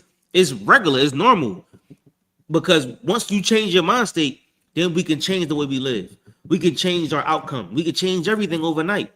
But you can't do it if you just a slave. We can't do it if we just in our mind just cool with living the way we live. It starts today. It starts now. The beginning starts now. And all it is just you working in the truth. Bring like the sister, bring the chips. Shout out to her because I ain't even eat nothing. You know what I'm saying? I did. I ate a whole I'm lying. You know what I'm saying? But this is work. Shout out to her. She bought some food. You know what I'm saying? And that's the beginning. And then we're going to continue to do more work. And all the work get done, and you're going to see this school turn into a safe haven. A beautiful place where people could come eat, enjoy life, learn, talk to brothers. It's going to be somewhere where it's just you just never want to go home. Right. But that's because everybody putting their work in. And then we build one place like this, we can build 20. We can build schools.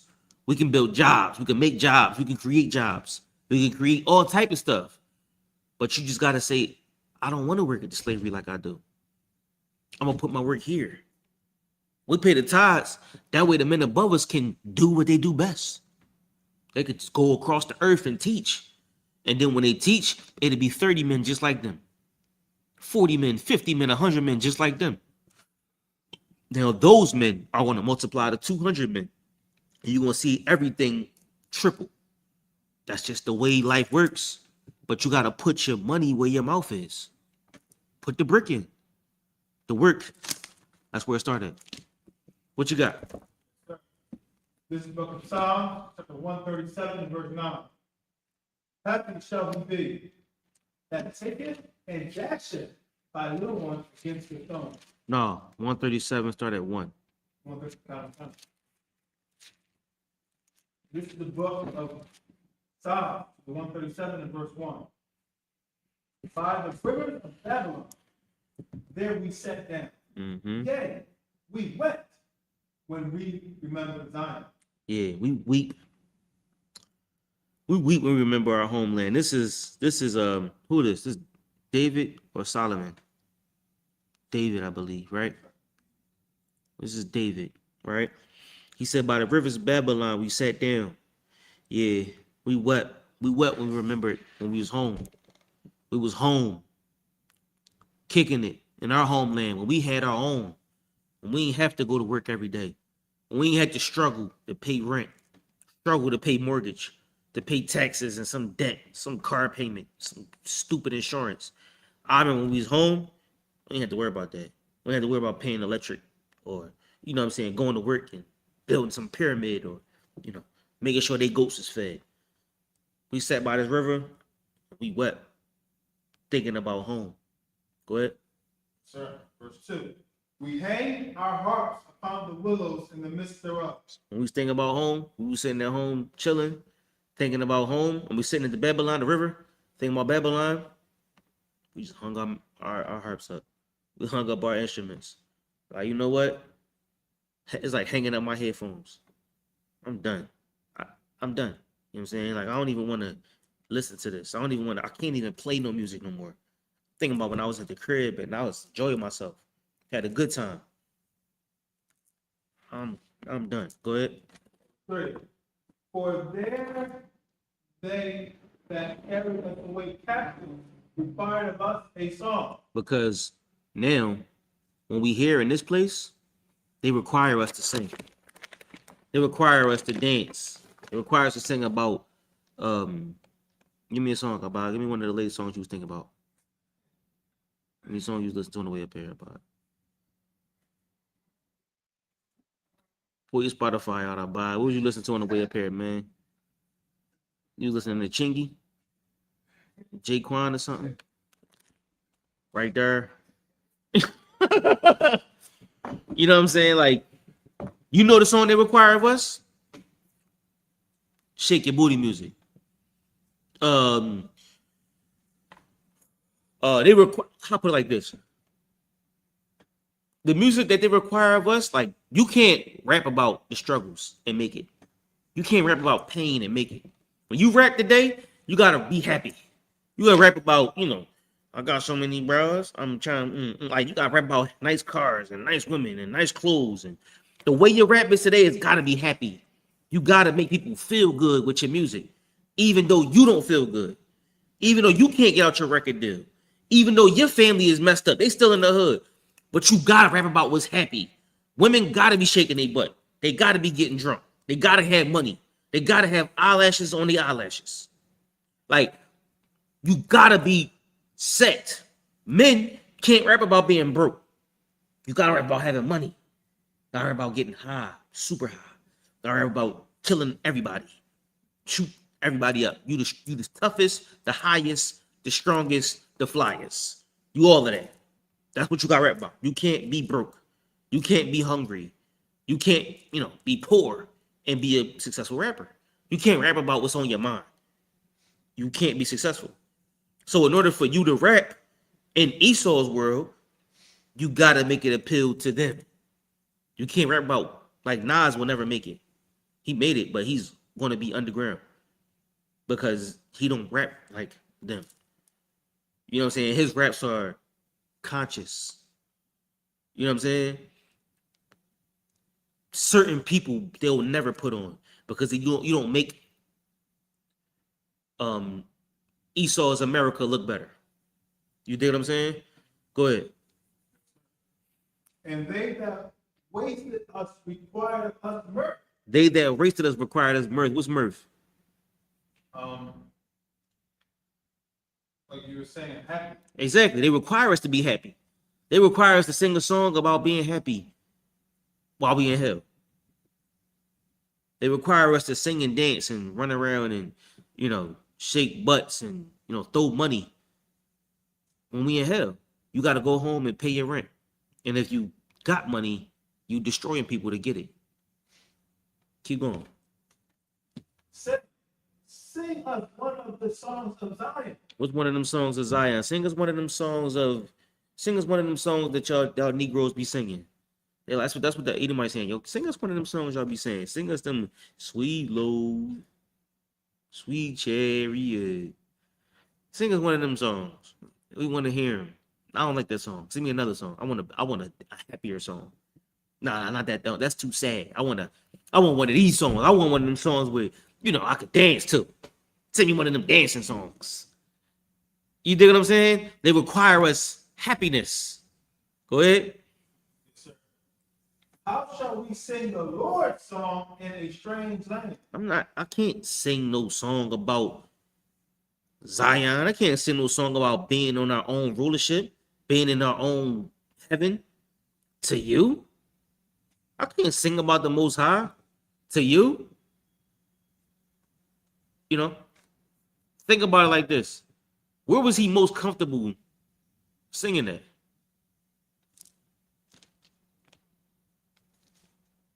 Where was he most comfortable singing at? Oh, David? No, where was he most? Yeah, David. Where was he most comfortable? Huh? He was most comfortable singing in Israel. At the crib. But we gave that up. We walked right away from it. We walked right out of it. We just gave it away because we become a homeborn slave. We wanna go work for them. We wanna go sing that song. David is saying, I can't do that. I can't sing for y'all. I don't want to be here. I don't want to deal with y'all like this. I don't like y'all. So I'm not going to be happy.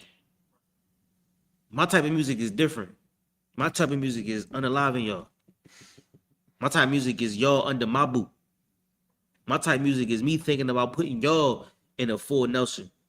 You know what I'm saying? Making y'all go pick my cotton. That's my type of music. I can't be happy until I got that. But a certain people, I remember when who was it when it was I think it was Mattathias, and it was like eat this pork, and he was like no, and then some goofies was like yeah I'm gonna eat the pork, I'm gonna eat it right now, like that's them. Or when Christ was teaching, and they was calling him, they said he had a devil in him, or the Jews, you know what I'm saying, the people. You know what I'm saying? Like one day they saying Hosanna, Hosanna, and bigging him up, raising him up. Then the next day they like crucify him. You know what I'm saying? Like that's the people. That's us. We can't fix them until we fix us. This place got to look amazing. This place got to look beautiful. We need to pour into this because this is the safe haven for blacks and Hispanics and Native Americans. Once we pour into this place, they'll see the glory of it. We see the glory of the Most High and everything that he do for Israel. And then they be like, damn, you can't deny the truth. We could sing about this. I can rap about this. I can, do whatever. I can make beats and all that about this. But I'm not rapping about being out there. Why? Go ahead. If I forget thee, O Jerusalem, let my right hand forget her coming. You left-handed or right-handed? But I do most of the things with my right, but when I, that's weird. When I do my stand, my right first. Abba ain't ambidextrous. No, I'm not really. Abba said he gonna slap him with both hands. Listen, he said, if I do forget about my homeland, if I get about what's important to the Most High and myself, then let my right hand forget its skill. I do everything with my right hand. Like I just picked this phone up, right? If I forget about the Most High and everything that's important to this school and this truth, then let my right hand forget how to pick this phone up. Let my right hand forget how to send a text or write a verse. Let my right hand forget everything that it ever knew. All the skills in his hand, I pray the Lord just take it away and I just lose my hand. That's what he's asking. Before I forget my homeland, before I forget where I come from, and before I forget what's mine and what's ours and what's important, I'll forget that. But it's heavy because we do it on purpose. Like we sell ourselves on purpose. I might need to pull that. Not as Israel homeless, but we sell ourselves for naught. I don't know what that is. But if you could just so we understand the point.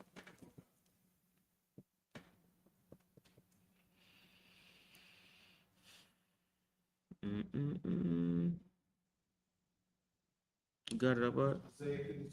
That's it. Yeah. Let me get there with you. Yeah, 52 and 3. I'm checking 52. What's on cracks 2 out? Isaiah 52 and 3. This is the book of Isaiah, 52 and verse 3. Go ahead. For thus saith the Lord, ye have sold yourselves for naught, Nothing. Go ahead. and ye shall be redeemed without money. Money ain't gonna fix it. Money ain't gonna change it. Go back to 137. Money ain't gonna get you out of hell. Money ain't gonna save you or change it. Like we read earlier. Go ahead. 137. This book of Psalms, 137. We're gonna run through this and then we're gonna get up out of here. Go ahead. We did have one question. Oh damn. Why didn't you say that? Okay. I was just saving it because it was a small one. Go ahead. What's the question?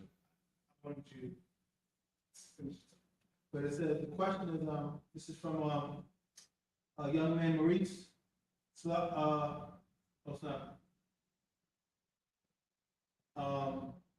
I know birthdays is a sin, but is there any precepts for it? If he's still online, tell him to put a 1 in the chat. Young man Maurice, if you're still online, put a 1 in the chat. Hope the show. If he's still online, tell him to put a 1 in the chat. And I'll give him his answer. Okay. All right. Bye. If you could do me a favor, right? If you could run upstairs real quick over here, and it's a book. Grab the Satanic Bible. Yes, sir. Right? It's a small book. It should be at the top, all the way at the top. Birthdays. All right. Let's do birthdays real quick. The first birthdays was mentioned in Genesis with the baker and the butler, I believe. It was Pharaoh's birthday. Let's see. All right. Genesis 40 and 20. All right, you got it, Abad? It's all the way up top. I think I might have the PDF too if you can't find it. All right. So Genesis 40 and 20. I got a few for you. So it says, and it came to pass on the 3rd day, which was Pharaoh's birthday, right? That he made a feast unto all. Huh? You got it? All right, we're gonna start with this. Whenever he get this book down, we're gonna start with that. All right. You need to look at a certain page? Yeah, page, I think it's page 90 or 89. Show him the front of the book. You see it? That's the Satan. Yeah. There you go. That is the Satanic Bible, meaning that belongs to Satanists. People that love Satan and love everything about Satan. That's their book. Show the back of it. Right? That's Esau himself. So that ain't about us. That's about Esau himself, right? That's the Satanic Bible. And we're going to read about their most popular holidays. So go to page 90, if I'm not mistaken, 89, 90, somewhere around there. You should see it. All right. I think it's 96. 96. You see it? What does it say about? It say religious holidays or something like that. Religious holidays. All right. Read the first paragraph on that page. Yes, sir. You got the microphone? I'm using your microphone, sir, but they can. Okay. All right. Go ahead. Religious holidays. The highest of all holidays is the Satanic religion. So the highest of all holidays in the Satanic religion. Now stop. The highest of all holidays in the Satanic religion, meaning Satanic is obviously against the Most High in the Bible, of course. But we study. You know, we put the brick in. We learn about our enemies. So it says the highest of the Satanic religion when it comes to holidays. The highest holiday in the Satanic religion, go ahead, is the date of one's own birth. is the date of one's own birth. That's the most important holiday in Satanism. Go ahead. This is in direct contradiction to the holy of holy days of other religions. This is in direct contradiction to the holy days or the high holy days of the Bible. Why? Read. Which defy a particular God who has been created in an anthropomorphic form of their own image. Now, the God you create for your birthday, Salakia, but I didn't mean to put you through that. That's a rough word, right? But the God you create on your birthday, because any day you celebrate an achievement or a God, right? So when you celebrate your birthday, you make yourself the God because all the presents come to you. Everybody give you the presents. You become the God on your birthday. So it's in direct, what's the word they use? Yes, sir. Direct what? Contradiction? Contradiction. Direct contradiction to the Most High because the Most High says, put no gods before me. Right. But then you go to your birthday, you the God. Everybody bringing you the gifts. Everybody giving you tribute. Right. Right? So now the tribute comes to you and everything is about you and you. Now you God. Go ahead. Yes, sir. Thereby showing that the ego is not really buried. Their ego is not buried. So you can't praise the Most High if you're bigger than him. Your ego is taller than God because you can't serve two gods. So if you're the God today, God, the Most High can't be God today because you're God. Keep going. The Satanist feels, why not really be honest and if you are going to create a God in your own image? So why not really be honest and if you're going to create a God in your image, why not create that God as yourself? Yeah, they make the God yourself. That's the God that you create on your birthday. Give me Jeremiah 20:14 real quick. We're gonna read about a couple situations in the scripture. You could have been gave me this question about Salaki. If you could have, Salaki, my bad.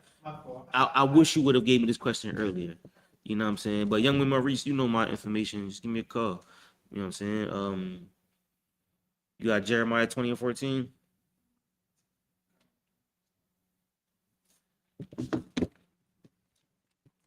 Jeremiah to the 20, verse 14. Mm-hmm. Cursed be the day wherein I was born. This is Jeremiah, right? Go ahead. Cursed be the day wherein I was born. Let not the day wherein my mother bare me be blessed. Now, when we talk about being like the prophets, we talk about being like the men in the Bible. This brother in this scripture saying, cursed be the day I was born. I hate the day I was born. And cursed be the day when my mother gave birth to me. These are the men that we follow. And we like them. When you celebrate your birthday, you're being more like Satanists, and not like the men in here. When you see birthdays in the Bible, Pharaoh was celebrating his birthday. The butcher and the baker, if I'm not mistaken, was that the butcher and the baker same time? Let me check. Yes, that was one of them. It was That was Pharaoh and Joseph. yeah. Read that real quick. Give me Genesis 40 and 20 real quick. I just have my hand on it. Just read it down to 23. When Pharaoh had a birthday, somebody died. He cooked somebody. He hung somebody on his birthday. Go ahead. This is the book of Genesis, chapter 40, verse 1. Mm-hmm. And it came to pass the third day, which was Pharaoh's birthday. Mm-hmm. This was Pharaoh's birthday, meaning it wasn't. We didn't celebrate that, but Pharaoh did. But That he made a feast unto all his servants. he said, "Oh, it's my birthday. I was born today. It's February 32nd. Oh, light them candles up. Mm-hmm. All the hoes. I need all the shaky butt hoes. Y'all all come over here. Right? Can I say that on the live? But you know what I'm saying? I need the music. I need you to play that harp. Go get your harp from hanging up. I don't want to play the harp. Go play that harp. You play the harp. You make me a cake. I need a cake. I need you to go slaughter 3 cows. We're gonna put 3 cows on the grill. You, I need you to go to give me the best of gold. I need all the gold in Ophir. This is Pharaoh speaking. It's his birthday, and he gonna do it big. He gonna be lit. Go ahead. And he lifted up the head of the chief butler and of the chief baker among his servants. Yeah, go ahead. Verse 21. And he restored the chief butler unto his butlership again. This is after Joseph's dream, right? His interpretation of their dream. Sir. Interpretation of whose dream? The chief butler and chief baker's dream. They dreamt their dreams and he interpreted. You're right. You're absolutely right. Yeah, he interpreted the butler and the baker's dream. It was all booked, right? It's all in jail. Okay, keep going. Verse 21. And he gave the cup into Pharaoh's hand. Mm-hmm. Verse 22. But he hanged the chief baker as Joseph had interpreted. No, this really happened. This ain't the dream. This is the interpretation of the dream, but this is the prophecy. Yeah, this is the part where actually. Yes, it actually happened. So this Pharaoh's actual birthday. This ain't a dream. This is Pharaoh's actual birthday. Oh yeah. Yeah. No, you're right. He actually hung the baker. Yes, sir. He hung the baker. You know what I'm saying? He was like, he lifted him up like, yeah, the butler and the baker. You gotta go. He hung him. Go ahead. Yes, sir. But he hanged the chief baker as Joseph had interpreted. Mm-hmm. Go ahead. Keep going. Yes, sir. Lucky, 1 second. Yet did not the chief butler remember Joseph, but forgot. Okay. Lucky. Give me Isaiah 30:1 real quick.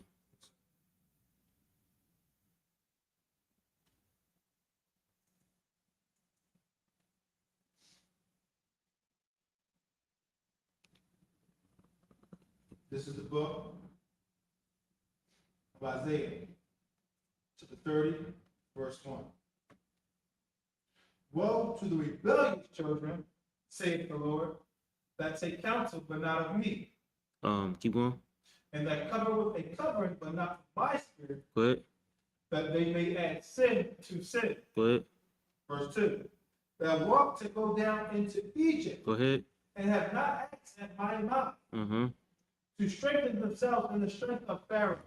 Like to be in a birthday spirit is to be in the strength of Pharaoh, to be the covering of Pharaoh's spirit. That's the spirit that Pharaoh had on him, and he was in the spirit of his own day of birth. You know what I'm saying? But the Lord said, woe unto him that don't walk in my spirit, don't walk in my covering, but we gonna walk. The Jews are going to go down or want to be in Egypt and covered in the spirit that Egypt gave them. That's not our spirit. That's not the way we were raised. That's not the way we were raised. Let's put it like that, right? That's the spirit that they gave us. Birthdays today is the spirit of Esau, right? Their spirit is them putting themselves up, as we just read in the Satanic Bible. So no different than Pharaoh celebrating his birthday or Esau celebrating his birthday. So like, gosh. What's up?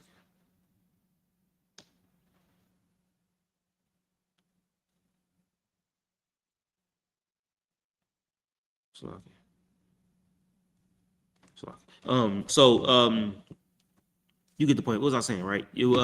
So Pharaoh's spirit was happy birthday, I love my birthday, hunger brother. You know what I'm saying? And we cover ourselves with the spirit of Pharaoh when we in our birthday spirit. Not only that, the spirit of Esau, Satanism is the spirit of being in the birthday spirit. Um, and let me see if I got one more. Give me Matthew 14:1.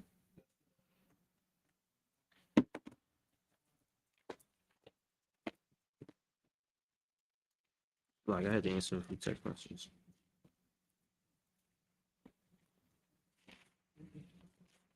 You got it? Yes, sir. But This is the book of Matthew, 14, and verse 1. but At that time, Herod the the Tetrarch mm-hmm. heard the fame of Jesus. Herod was the king of the Jews, but he wasn't a brother. He was an Edomite. But Verse 2. And he said unto his servants, this is John the Baptist. mm-hmm. He is risen from the dead, Mm-hmm. and therefore to shew forth themselves in him. But Verse 3. For Herod had laid hold on John and bound him and put him in prison. For Herodias. Mm-hmm. said, his brother Philip's wife. Mm-hmm. For John said unto him, it is not lawful for thee to have her. We're gonna read down. Go ahead. Verse 5. And when he had put him to death, he feared the multitude, because they counted him as a prophet. Mm-hmm. Verse 6. But when Herod's birthday was kept, the daughter of Herodias danced before them and pleased Herod. So he didn't want to unalive John because the people would be upset. But this dog was dancing on him, right? And she throwing it in a circle on him, right? His toga started coming up. So he asked her, what did she want? Right? How could he please her? Go ahead. Oh God, verse 7. Whereupon he promised with an oath to give her whatsoever she would ask. He like, damn, I love the way you feel. Whatever you want, I'll give it to you. Go ahead. Verse 8. And she, being before instructed of her mother, said, give me here John Baptist's head and in charge. So it's the same spirit came around in the New Testament. She wanted John the Baptist's head. And that night, John the Baptist was beheaded. You know what I'm saying? So when you think about birthdays in the Bible, when you think about just birthdays in general, they were always wicked. They always been wicked, and you can't find a place where they aren't wicked. That's just not our custom. That's not something that we do. That's not something we celebrate. Because you can't put yourself above the Most High or above anybody else. So because you born today, which you better than the next person that's born on that same day or not another day. So it's like you can't put yourself on a. We don't put ourselves on a pedestal. Who cares what day I was born on? Praise the Most High. That's what Solomon said. You know what I'm saying? At the end of it, praise the Most High and keep His commandments. That's that. You know what I mean? Any other questions on the internet? How about Most High? Great. Shout out to young man Maurice. That was a good question. All right. I think we was done with the Most High Christ. I think we was done with the slavery, the preliminaries, understanding middle class and how slavery for us is mental. How our slavery is what we instructed, what we created. You know what I'm saying? And so when Kanye say slavery is a choice, you know what I'm saying? Our slavery is our choice to take what we have and waste it. You know what I'm saying? Like we don't use what we have because we believe that what we have isn't enough.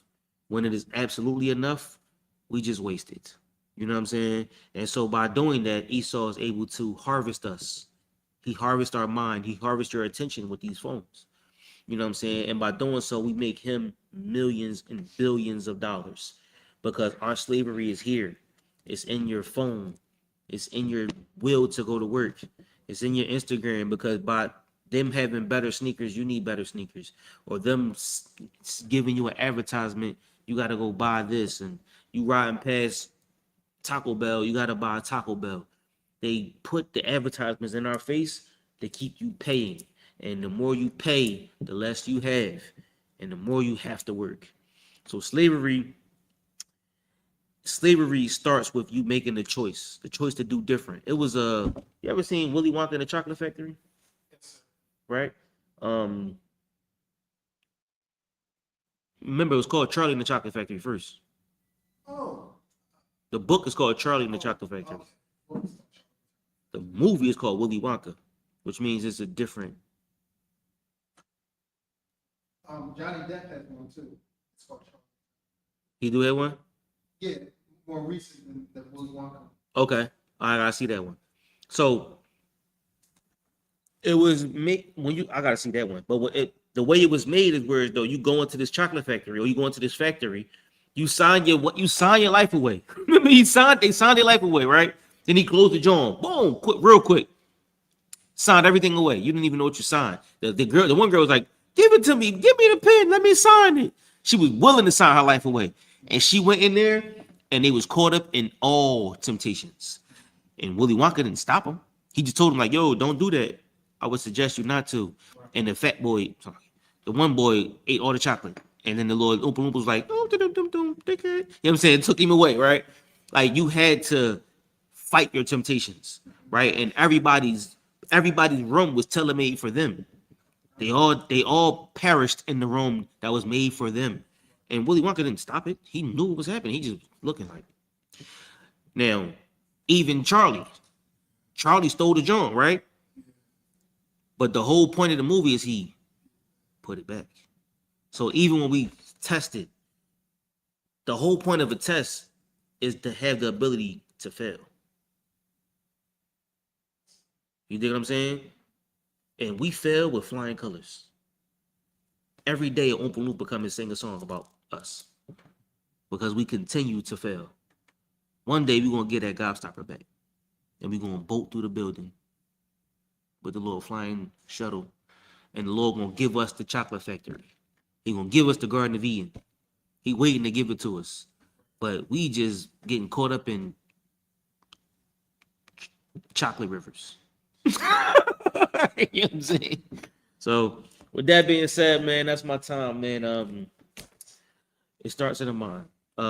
That's $1 Million Slavery Part 1, the preliminaries. Next week we'll talk about LeBron James. I don't know about LeBron James, but anybody that's of renown and how they harvest your skills to make money hand over fist. You know what I mean, we're gonna dig into the scriptures and see what the Lord tell us. With that being said, we're gonna pass the class off to priest and officer, prophet Abad Hayah. The priest and officer,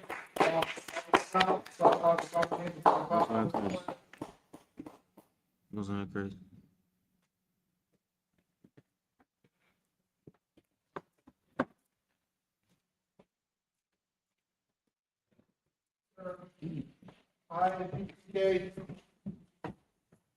I.S.U.P.K security announcements.